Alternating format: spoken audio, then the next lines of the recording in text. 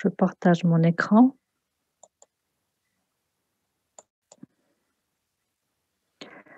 Là, donc, on va voir aujourd'hui un cours de gériatrie. Donc, on va voir la réhabilitation prothétique, c'est chez le sujet âgé, c'est-à-dire la prothèse chez le patient âgé. Alors, le patient âgé, c'est pas comme n'importe quel sujet qu'on rencontre en odontologie, en chirurgie dentaire. Le sujet âgé, c'est un sujet qui, qui a dépassé, disons, les 70 ans, qui a certaines particularités. Il a certaines particularités euh, auxquelles on doit s'adapter ou bien qu'on doit connaître pour pouvoir savoir comment le traiter chez nous. Voilà. Donc, on va voir donc la prothèse chez le sujet âgé.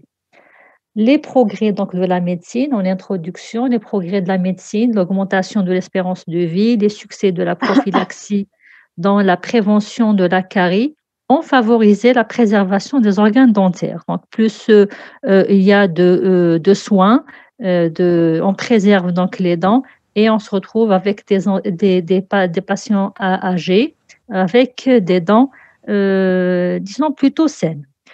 Il est maintenant établi que dans 20 ans, donc quelques années après, seuls les axes relatifs à la prothèse amovible augmenteront puisqu'il n'y aura pas de prothèse fixée, donc de manière continue et constante du fait du nombre croissant de personnes âgées. Parce que avec l'amélioration des conditions de vie, avec les traitements maintenant, c'est-à-dire les patients, les personnes meurent moins plutôt plus âgés qu'avant. Et dans ce cas, donc, on aura à faire des prothèses chez des patients âgés. Donc, quelles sont les particularités du traitement? Madame, Oui, donc la prothèse amovible est plus indiquée chez les personnes âgées par rapport à la prothèse fixée. bien sûr, les patients âgés fort 70 ans, patients âgés même chez 40 ans. D'accord? Oui, Un oui, bien patient sûr. âgé, ça ne veut pas dire qu'il n'est pas jeune. C'est-à-dire, c'est pas le contraire de jeune, parce que quand on parle de gériatrie, on parle de patients 70 ans, 72 ans, 75 ans et plus. C'est pas un patient qui a 60 ans. À l'âge de 60 ans, on peut faire une prothèse fixée. Limite 70 Oui. ans. Ça dépend aussi de l'état des dents de la cavité buccale. D'accord? Parce que vous allez, D'accord. on va voir dans la suite du cours pourquoi on a plus tendance à faire une prothèse amovible et autre que la prothèse amovible. Donc, suivez le cours, après vous allez comprendre. Donc, D'accord, merci, madame. je vous en prie, la particularité du traitement chez le sujet âgé. En gériatrie, nous traitons des patients âgés pouvant présenter des pathologies lourdes. C'est un patient très âgé, donc il peut avoir un état de santé général qui n'est pas bon. Des handicapés moteurs, donc là, des fois, ils viennent sur des fauteuils roulants, des patients avec des troubles mentaux. Vous savez qu'avec avec c'est-à-dire le patient, un patient qui a 80 ans, 85 ans, 90 ans, c'est une sena. Des fois, on dit chez nous, khorof. Khorof, c'est pas un trouble mental, c'est-à-dire il sait plus, c'est-à-dire il commence son système neurologique se dégénère progressivement et voilà, donc il perd ses capacités mentales habituelles. Et bien sûr, des troubles parfois du comportement, c'est-à-dire il est frustré, il est nerveux, il ne sait pas comme un patient ordinaire. Mais surtout des patients polymédiqués aussi, il est traité sur plusieurs plans. Il est peut-être hypertendu, diabétique, il a peut-être une tumeur quelque part, donc traitement, c'est par après, je ne sais pas moi, une chimio, donc il est polymédiqué et présentant des déficits nutritionnels. Il mange moins bien. Un patient âgé ne mange pas très très bien parce que parfois la perte des dents qui n'est pas remplacée, parfois comme ça il est dégoûté, je pense que vous avez tous dans votre entourage, je ne sais pas, un grand-père, un arrière-grand-père qui est très âgé et donc vous voyez comment ces personnes âgées se comportent, comment elles sont. C'est la raison donc pour laquelle la thérapeutique doit mettre en place un protocole de prise en charge adapté pour ces patients, qui passe par une nécessaire communication entre tous les soignants. Donc, vous êtes dentiste, le patient il vient, on vous le ramène. Généralement, il ne vient pas de lui-même, donc un de ses proches le ramène. Il faudrait que vous ayez toutes les informations sur son état général. Donc, c'est pour ça qu'on dit il est indispensable d'avoir un outil de communication, donc c'est la fiche de suivi, qui permet d'obtenir pardon, un consensus de l'équipe soignante sur la faisabilité des soins quand il s'agit, par exemple, d'extraction. Est-ce qu'il est sous anticoagulant? Est-ce qu'il est sous, je ne sais pas, notre traitement qui peut euh, contre, contre-indiquer notre thérapeutique, la faisabilité prothétique s'il y a une prothèse et la prise en compte des difficultés générées par les traitements. Avant tout traitement, il convient d'analyser l'état buccal, bien sûr faire un examen, la salive, l'état parodontal, l'évaluation des soins et des prothèses existantes, la qualité des surfaces osseo-muqueuses et la tonicité musculaire. Alors, les défenses de ces patients très âgés, sont amoindries suite à leur état de santé. Donc, ils ne se défendent pas comme un sujet jeune. Des médications nombreuses donc, qui peuvent modifier le débit salivaire.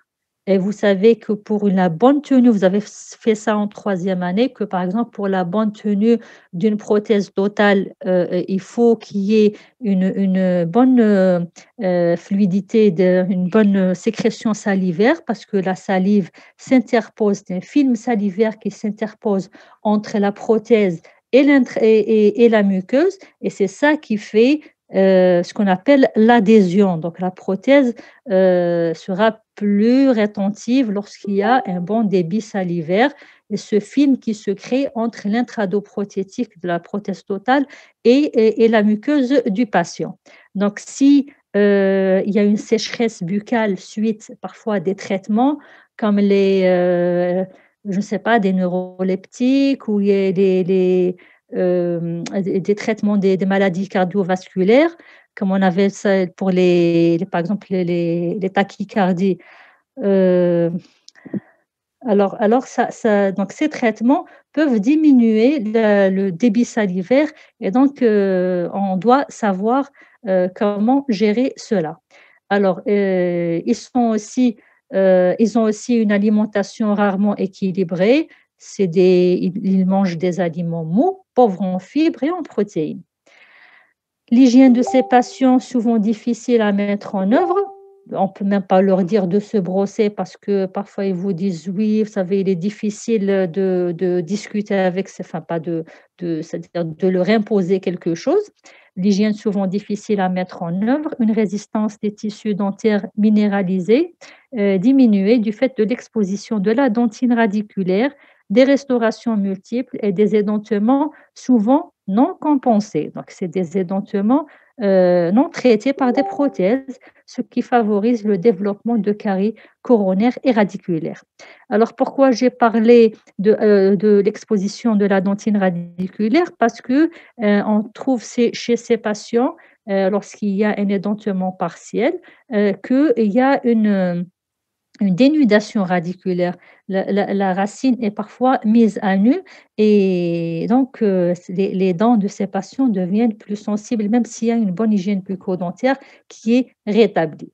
Donc notre premier objectif consiste à protéger et renforcer les tissus minéralisés qui existent déjà, donc pour préserver les tissus existants. Tous les produits à base de fluor, donc les dentifrices, les gels, les vernis, les solutions de rinçage, peuvent être prescrites. Les caries cervicales sont traitées par des obturations. Ça, si vous voulez, c'est un traitement pré-prothétique. Le praticien doit être conscient de la difficulté d'intégration de toute mise en place de prothèse que la mise en place de la prothèse génère. Alors, il n'est pas facile de supporter une prothèse, c'est un corps étranger dans une cavité buccale. Déjà, chez un patient jeune, des fois, il s'adapte mal à un corps étranger dans sa cavité buccale. Alors chez un patient, difficile, un patient âgé, c'est-à-dire, faible sur le plan de vue, psychologique, il est encore plus difficile, cette intégration est encore plus difficile. Donc il faut savoir, comment parler à ses patients, il faut être patient. Déjà nous-mêmes, il faut être patient, il faut leur expliquer. Des fois, ils sont nerveux, ils s'emportent, d'accord? Donc il faut savoir comment, parler à ses patients pour qu'il y ait une confiance qui s'établit entre nous et ces patients et pour qu'ils puissent intégrer ce corps étranger qui est la prothèse qu'on va leur faire. L'effort à fournir pour s'adapter à quelque chose de nouveau qui peut apparaître encombrant et inconfortable est souvent mal vécu par le patient. Dans tous les cas, la thérapeutique prothétique devra être évaluée en termes de coûts, bénéfices et sécurité. Donc, il faut savoir que ça dépend du budget de ce patient, de la sécurité, c'est-à-dire si on ne peut pas lui mettre par exemple une couronne, s'il risque ou il a une petite partielle qu'il peut avaler, donc ça dépend à qui on a affaire. Les problèmes liés au vieillissement. Alors, comme tout à l'heure, vous voyez sur l'image de droite, la supérieure, c'est un problème lié au vieillissement. C'est une parodontolyse, par exemple, généralisée. Dans ce cas, regardez les racines comme elles sont mises à nu. Les dents sont dénudées. Il y a une récession gingivale importante. Et là, le patient risque de perdre ses dents par, mobilité. Il y a plus de tissu parodontal qui les soutient, qui les retient dans l'os et dans ce cas, ce patient risque de perdre ses dents. Donc les conséquences thérapeutiques, deux situations peuvent se présenter, soit des patients totalement édentés, présentant une résorption osseuse plus ou moins sévère. Alors, lorsque vous avez un traitement, un patient qui a perdu toutes ses dents, disons à l'âge, je sais pas, je dirais 60 ans, 65 ans et que, par exemple, l'édentement n'a pas été compensé, il n'a pas mis une prothèse, eh ben, les tissus ne sont pas sollicités, l'os n'est pas sollicité et on peut avoir une résorption osseuse. Donc il y aura plus d'os et dans ce cas, il y aura pas d'un dispositif, c'est-à-dire de crête favorable à la rétention.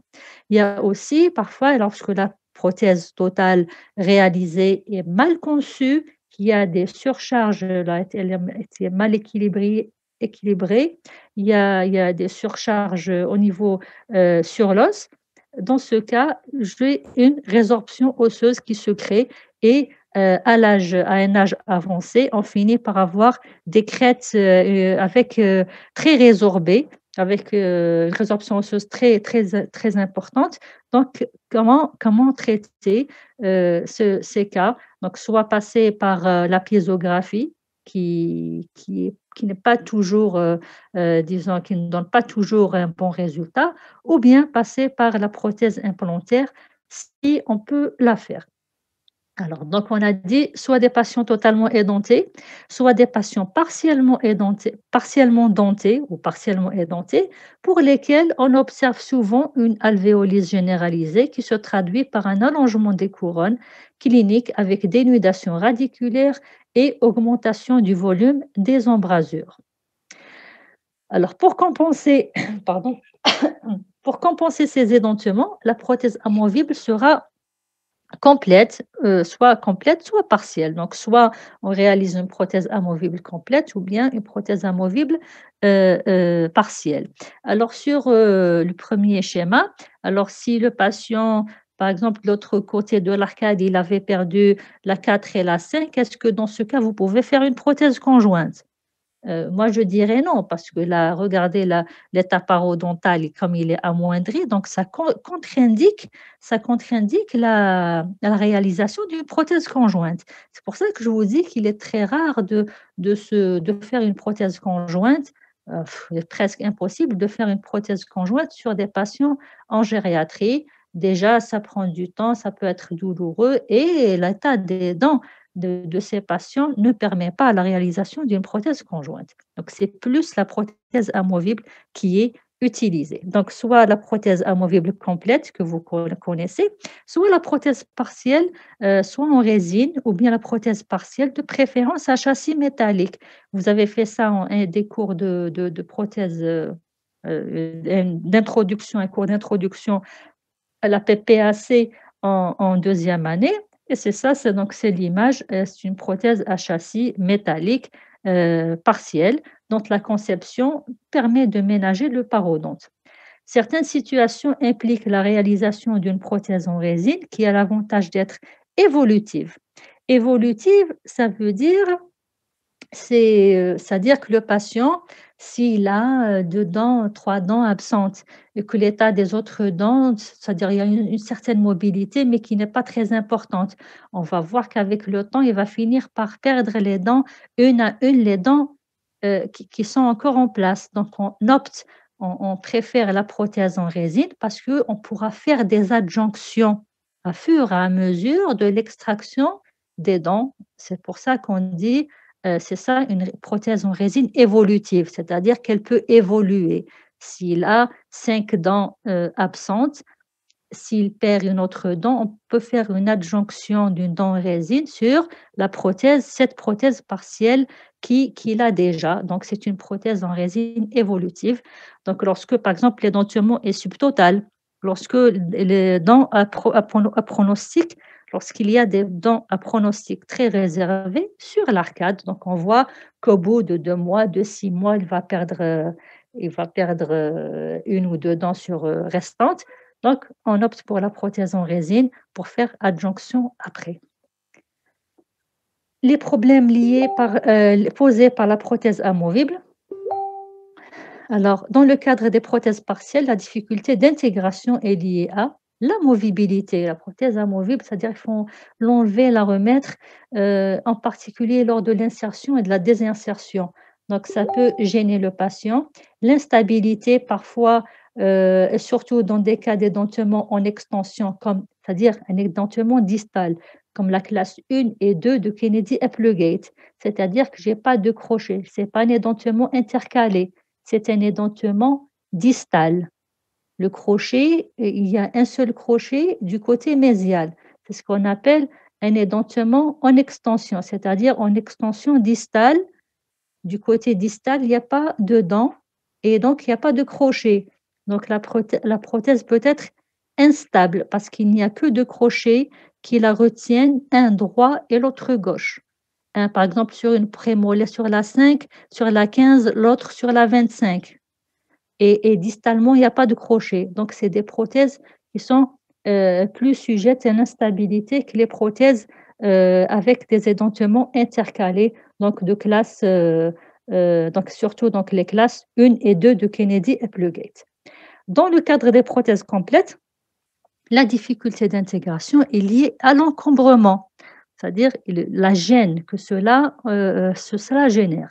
Alors vous savez que, un patient qui a une crête résorbée, donc la rétention, je ne peux pas l'avoir comme lorsque l'arcade, la crête est favorable à la rétention. Dans ce cas, je peux faire une prothèse piézographique. La prothèse piézographique en elle-même, elle est encombrante. Elle contient beaucoup de résine, surtout la prothèse inférieure, et donc elle est gênante, encombrante dans la cavité buccale, due à l'exploitation de la surface d'appui maximale nécessaire à la bonne tenue de la prothèse. Donc, on doit exploiter tout ce qui est, c'est-à-dire on va aller au-delà des fois des indices positifs. Apport des compléments de rétention. Et dans ce cas, c'est-à-dire lorsque la rétention est amoindrie, on peut avoir rapport au complément de rétention qui est la prothèse, si vous voulez, soit la prothèse sur implant, s'il n'y a pas une contre-indication sur le plan général, et lorsqu'il y a des racines existantes qu'on veut conserver, qu'on peut conserver pour les utiliser, pour y fixer, par exemple, un attachement, ça augmente la rétention. La prothèse complète est un traitement le plus fréquent de l'édenté totale, mais dans des situations de résorption sévère, l'apport des compléments de rétention permet de pallier des difficultés induites par une faible rétention de la prothèse. La conservation des racines, donc sous-prothétiques, est indiquée en présence d'un nombre réduit de dents. Et bien sûr, l'implantologie offre la possibilité d'optimiser l'équilibre prothétique. Parfois, elle est contre-indiquée pour des raisons médicales ou bien anatomiques. Alors, comme dans ce cas, on a exploité, c'était de racines sur lesquelles on peut, c'est-à-dire mettre des, des- des- des attachements et on dirait dans la surface de l'intradoprothétique, donc il y a l'antagoniste qui vient c'est-à-dire s'intégrer heu, sur ces 2 implants qu'on a réalisés et ça augmente la rétention. Voilà, donc en conclusion, le traitement des personnes âgées, dépendantes, vulnérables, présentant parfois un contexte général affaibli, exige une thérapeutique globale. Donc, il faut voir un tout. Sur le plan psychologique, une évaluation de la personnalité du patient pour pouvoir communiquer avec lui, de ses réticences, donc de quoi il a peur, qu'est-ce qu'il n'aime pas, de ses angoisses qui exigent du temps, de la patience et de la compassion. C'est-à-dire qu'il faut agir comme si c'était nos parents, nos grands-parents. Sur le plan médical, une prise en compte de l'état général ainsi que l'altération des éléments constitutifs de l'appareil éducateur, des problèmes liés à la dénutrition. Donc, on essaye au maximum de traiter ces patients pour qu'ils ne restent pas édentés, voilà, pour qu'ils puissent s'alimenter et retrouver le bon équilibre nutritionnel. Voilà, moi j'ai fini.